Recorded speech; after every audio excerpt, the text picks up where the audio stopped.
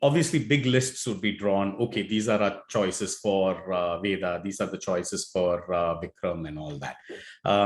In fact, Hrithik had seen the film pretty soon after its release, like a couple of weeks. Called us when we were in Delhi or something. We were in Delhi at that point of time, and Hrithik called and said, "Hey, I'm Hrithik. I just saw the film." Like, okay.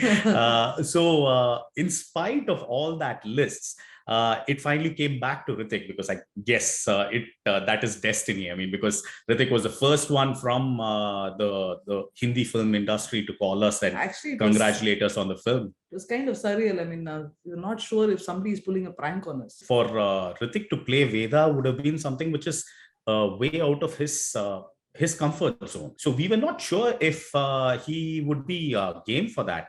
But then when we met Hrithik and then he read the Hindi version of the script and he said, yes, I'm on board. For all film-related interviews, reviews and content, please like and subscribe to Pooja Talwar. You can also follow me on Twitter and on Instagram. Hi, Pushkar and Gayatri. Lovely to meet you again. So how does it feel to be second time lucky, with the same, like film in a different context, but how does it feel to get the same kind of love a second time? It's actually slightly overwhelming in that way. I mean, the kind of response we've got for the film, and when we go into the theaters, the CT the claps, the hooting for a bunch of different things. When you see that, the faith in the big screen experience that gets reaffirmed. I mean, I think we've all gotten used to seeing stuff at home and on our television screens and our phone screens and our laptop screens. So somewhere the idea of the big screen experience must not get lost. And it was nice to see that. And the critics and reviewers have also been really kind. I mean, so for one. I have no complaints. I've been very thankful to them. So yeah. No, I know, because with critics and reviews, it seems like, as if, like taking it off from the personal, like pocket, chalo, I'll be nice to this, I'll not be. But I feel films are a personal experience. What may work for you may not work for me. But, the thing about Vikram Vedha is it brings back, remember the 80s and 90s, the good versus evil, bam, bam, those, we kind of missed it over the years. There were not so many films being made in that genre as such, the good old fight and, and the two heroes, a face-off. So I want to ask you, I know it's totally set in a different context. I've got two different stars. But what was it like this time?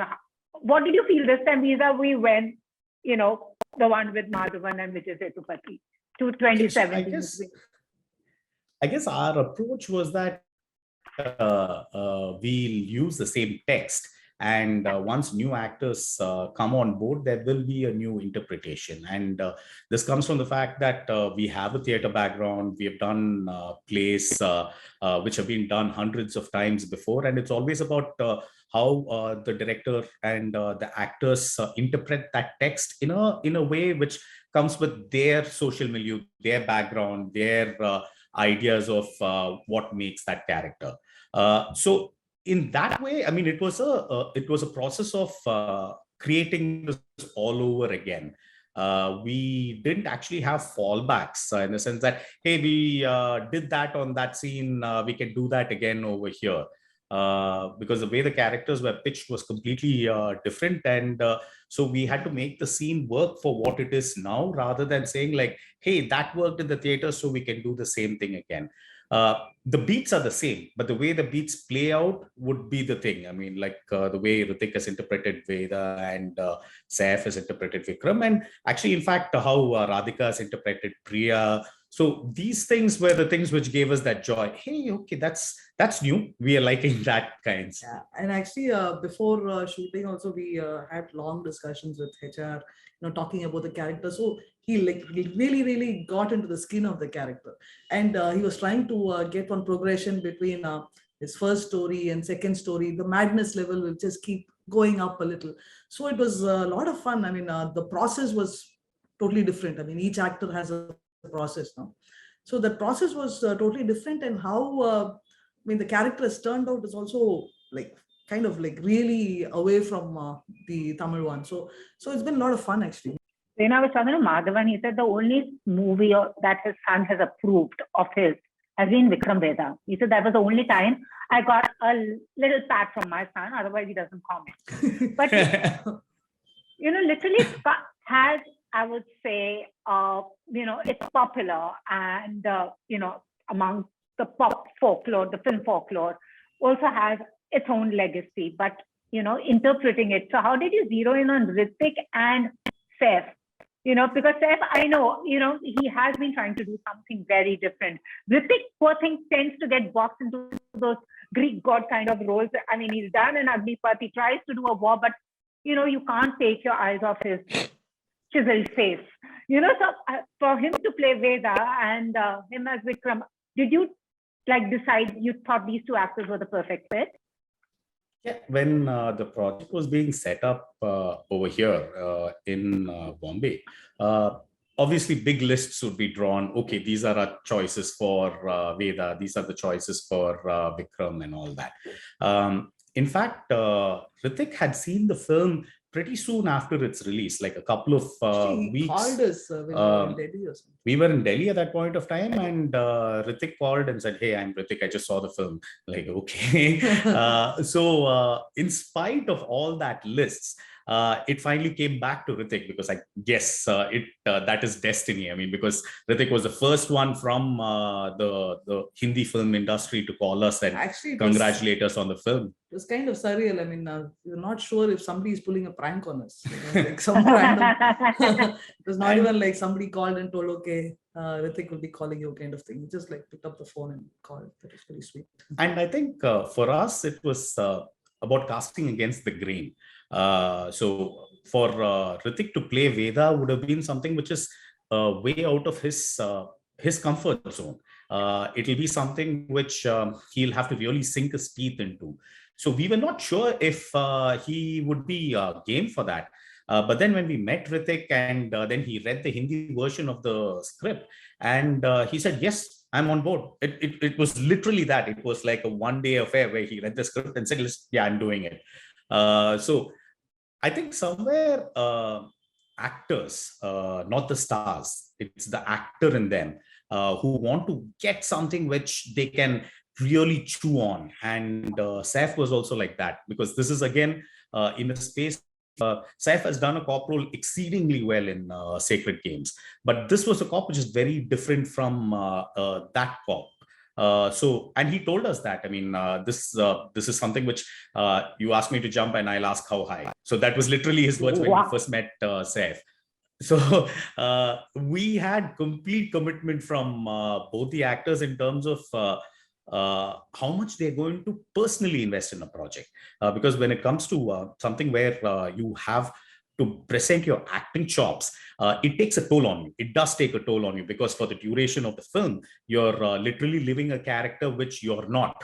So that dichotomy, I don't know how actors handle it. For us, it's still there is a logic to it, and there is a process to it and all that. But for actors, unless they think that they are that character, they just can't justify it.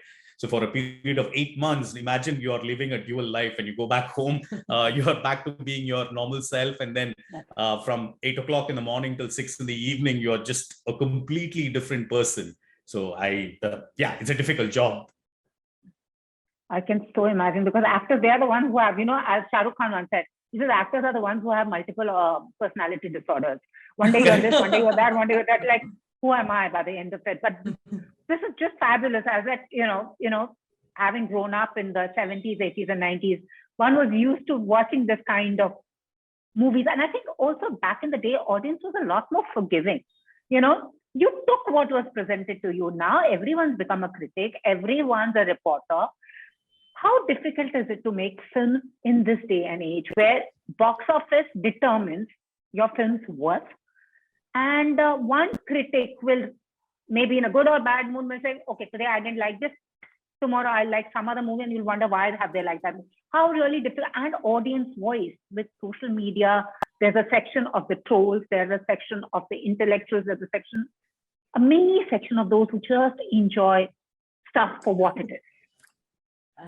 Actually, one thing, for whatever, like social media, no, with audience getting critiques and becoming critics and like posting stuff, there is a huge plus also. I mean, the word of mouth, at least for us, from audience has been great. Like whoever has seen the film, I don't mean people who haven't seen the film, but whoever has seen the film, they spread the word. So that is actually for us, like that is a good thing. I mean, that is something. And through our career, we have seen all extremes. So we've had films which were praised by the critics. We have had films which were shredded by the critics. So somewhere, I think the social media critics, as such, I think it's a step forward. It is the democratization of the viewer. Earlier, we have all grown up in that, in the late 90s, right up to mid 2000s and all that. Our only reviews were those 4-5 newspapers, those 4-5 magazines. And over a point of time, you literally knew what each one of those critics is going to think about a certain movie. And for you to do something will actually have to satisfy 10 people. Now, there are a million voices which are saying that. So you can consider it as, hey, which means that now a lot more people are empowered to talk about your film, and they have a right. They have paid the money to go into the theaters, and they have a right to talk about the film, positive, negative. It is how you handle that. You can't you can't dismiss it and say like, hey, I won't take that seriously. Nor can you get bogged down by it. Somewhere, every creator will have to find the balance on how are you going to take the huge influx of feedback which comes from social media. But one thing we do agree is that there are a lot of trolls who are doing it for the sake of trolling and not actually believing in what they say.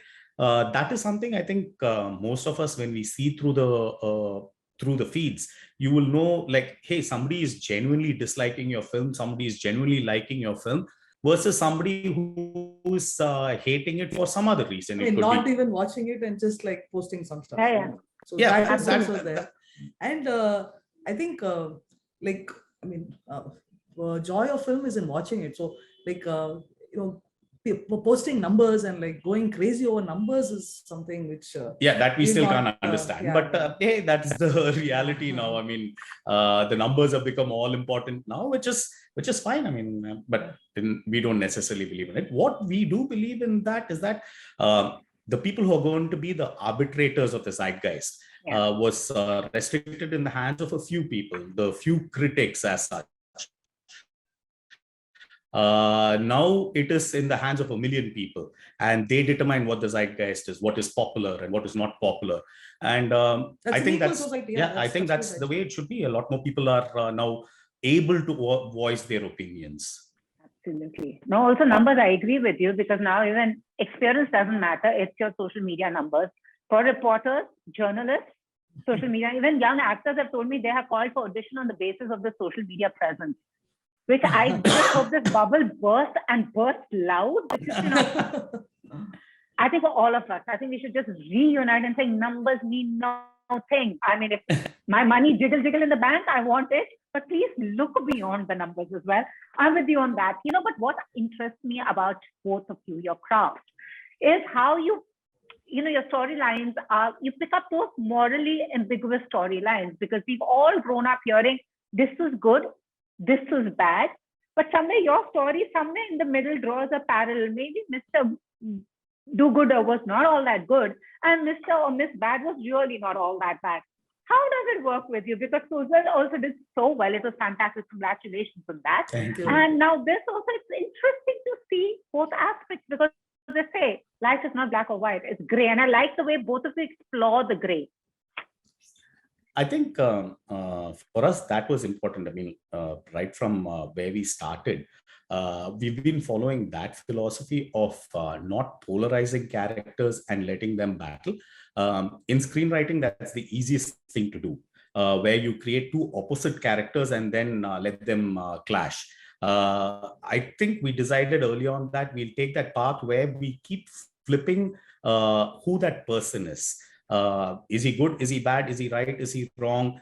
So if you keep switching that, I think we try to arrive at a character which feels more real. Because all of us are like that. I mean, Actually, I think, more textured, more deep, like yeah, closer to life. Actually, all of us we are all not take 100% good or bad. bad, and sometimes we take the right decision defined by us, and sometimes we take the wrong decision, though we know it is wrong, just by our definition itself, because the circumstance warrants it or whatever. So nowhere do we think of ourselves as completely good or completely bad. I mean, I don't think any of us can claim that I'm a good person or I'm a bad person. We are all somewhere in between, maybe a little this way, maybe a little that way, but most of us are usually straddling the fence. So, Actually, yeah, it comes from our world view also. I mean, that's how we look at the world. and I don't think we should dismiss people away for being either of the two extremes. Because truly, if we feel a person is really, really good, we don't like him or her. That's the sad reality of the world right now. If a person is like really good, you always suspect that There's person of something. there's some agenda So over fishy. here. Totally, And totally. and if somebody is portrayed as completely bad, you still suspect him. So I think we all relate to people who have some good, some bad. There's something right about them, there's something wrong about them. It is that beauty, is usually the one which has that imperfection. If it is exactly the right eye distance, the nose shape, the proportion as defined by what is beautiful, most of us don't find it beautiful. Those little imperfections are what makes a person beautiful. So When the we same started corollary. writing, also one line really inspired us. People live lives of quiet desperation. I mean, that is like superb. I mean, like it moves and touches us. So, I mean, I think that kind of defines our worldview on that. No, totally. Totally. Like also now when we revisit our own texts and mythologies, you somewhere kind of now realize why was that anti-hero, what made him? He really wasn't all that bad, everyone to be given their due. But that's interesting. And also now tell me, you both work together, one of those rare husband and wife who are so like committed. When there are disagreements, who wins?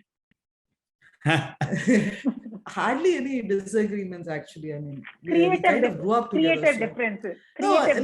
Mostly, our ADs have done some crazy. I mean, I think, I don't know, we're not giving them enough work, I guess. So they'll like do some fun things like, show me a color card and choose like set color or something.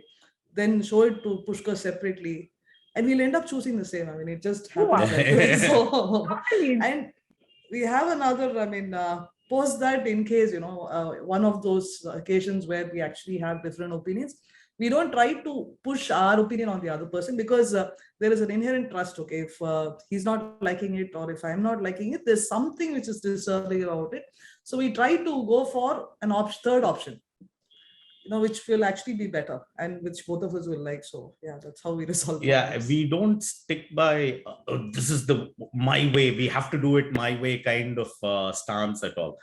So if there is a difference of opinion on that, we drop both those options and look for a whole new options which will satisfy us both. Because inherently, if one of us is not liking it and we are not able to articulate also on why we are not liking it, the gut is there, the instinct is there that there's something wrong with this. So we trust that instinct of the other person, and okay, we look at another option kinds. So that keeps everything kind of smooth. It's an unfailing method. What are the pros and cons actually? There are only pros actually, because of working together. All those husbands who make fun of their wives, I'll say, listen to this. Oh yeah. I think it's all pros, because we both together have one life, and that's all built around the films we make and the series we make and the stuff we read and listen and all that. So literally we are together 24 hours a day, and we are completely enjoying it, because there's that strong support, right? I mean, it is not you against the world, it's both of us. There's comfort. Actually, we are not even fighting against the world. Like, there's no battle to be won over here, but the comfort is there of knowing that Gayatri is always there with me. So it all just makes it a little easier when the person you trust the most. And joy and sorrow, everything, if it's shared, it just makes it better. Yeah. In fact, recently, I guess we have told this before also. Recently, Gayatri had to travel to Abu Dhabi for something connected with Sural, and I was sick and I couldn't travel. Actually, I was trying to get back to Chennai from Bombay. That was the first time in the past 20 years I've taken a flight alone. It's like, and for Gayatri also, it was the same thing. It is, like, wait, this feels weird. I mean, where's that person who's supposed to be here? So you kind of grow dependent on each other, and even simple things like what are we going to have for lunch, and or what's for breakfast, and all that is a conversation. I mean, like, is it going to be dosas or is it going to be aloo parathas? Would be a 2-minute discussion which we have, and all those things add on to the joy of working together. Awesome. So now what next? We are going to go to Chennai and just sleep for a little bit. Yeah. So just, as you said, you want to sleep for a while. We are waiting for the next big one from the two of you. I think you need to catch up on the sleep and rest. Yeah, take a little bit of rest and then the next one starts. And what is the next one? Can you tell us, or is it still in the works? We still have to decide. I mean, there's a couple of scripts which we have written, which we might float, but we have to decide which one we want to do next. We want to relook at everything. So it's been a few months since we saw those scripts, and so after a little sleep, we'll get around to reading what we have written and then see what needs to be done. Okay, this is not bad. This is not working. So all that process will happen. Cool. Thank you so much. All the very best and many congratulations again. Thank you, Pooja. Thank you. Thank you. Lovely chatting with you. Bye-bye. Bye. If you've liked this interview, please like, share, and subscribe. Follow me on Twitter and Instagram.